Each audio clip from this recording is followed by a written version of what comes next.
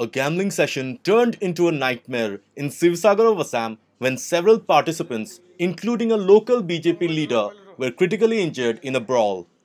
Jitu Hazarika, secretary of the BJP's SC Morcha in Sivsagar, was a regular at the gambling haunt at the taxi stand at Dolmukh Chariali, it has been alleged. While several, including Hazarika, were rushed to the hospital for medical attention, local police have arrested several gamblers involved in the skirmish. গোটে দনখন আসলে জুৱা কাৰণে তো গোটে পইচা পাতি লৈ দন সদায় তাত জুৱা খেলখন হৈ থাকে জুৱা খেলখন আমি মানে কি কিছুমান মানুহে আমি হেৰি নকৰো তাত সদায় সদায় মোৰ ষ্টেণ্ডৰ সেক্ৰেটাৰী হয় এই জিতু হাজৰিকা কি সূত্ৰে আহি পেলাই তেওঁ বিজেপি হয় তেওঁ মানে আমাৰ ষ্টেণ্ডত এতিয়া পেণ্ডেল এটা ৰিচেণ্ট পেণ্ডেল এটা পাতিছে তেওঁ আমাক কৈ থাকে যে পেণ্ডেলটো ইয়াত কেলে পাতিব ইয়াত কেলে পাতিছে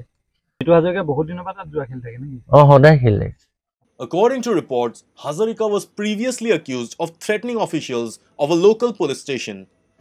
Meanwhile, Hazarika, giving an account of the events that transpired around midnight, alleged he was targeted due to his political affiliation. He named one Ratul Ali as the mastermind behind the attack. আজি মানে দলমুখ চাৰিআলিত আমাৰ